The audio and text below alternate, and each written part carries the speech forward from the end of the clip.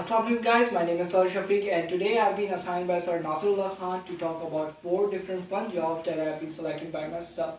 So starting from the first fun job that I've been selected is the ice cream taster.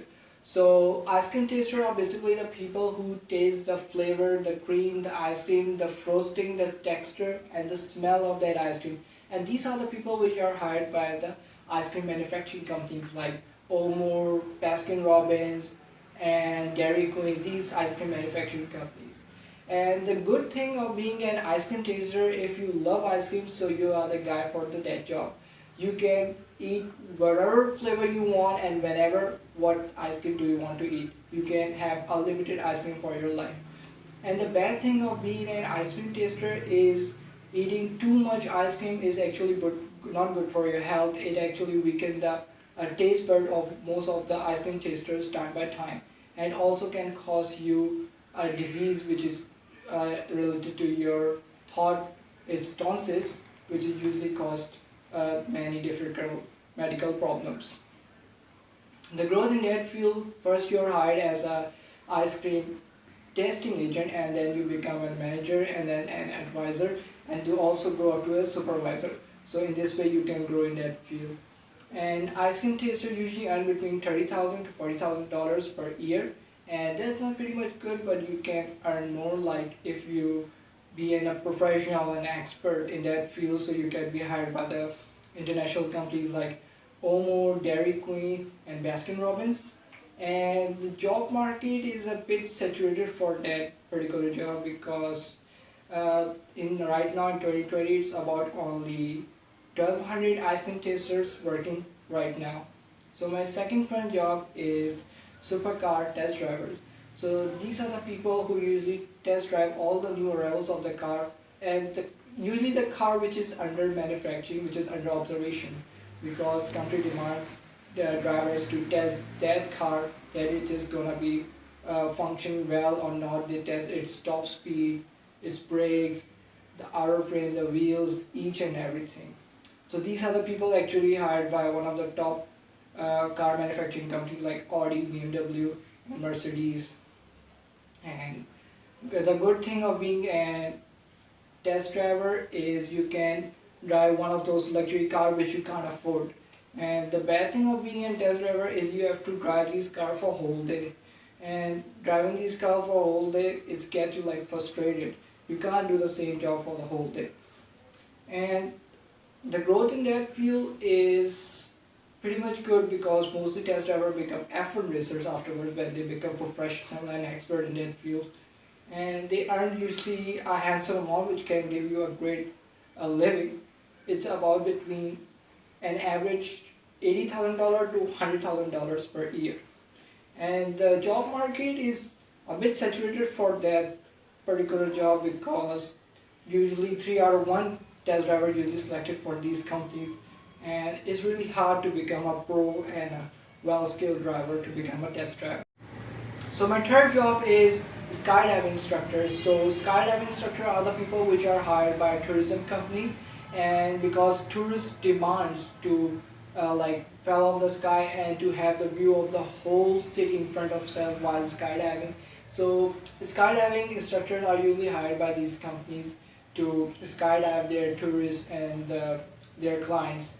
So the good thing of being a skydiver is it's usually good for your physical strength, actually your physical body, because there's a lot of pressure and air crossing you, and you're like falling sky towards the ground, and your arms, your even your facial muscles, your legs, your thighs, your like stomach muscle, everything gets strong because there's a lot of air pressure on them. And the bad thing of being an skydiver is what if your parachute didn't open at the time? It can also cause you death. So it's really a hard and like dangerous task, and around 20 to 25 people usually die per year while skydiving. And the growth in that field is not pretty much because skydiver is always remain a skydiver. There's no other rank, but you can open your own institute or like skydiving school where you can teach your or instruct your become you can become a instructor and can put your advice or can teach your fellow skydiver at how to handle climb when you are in air.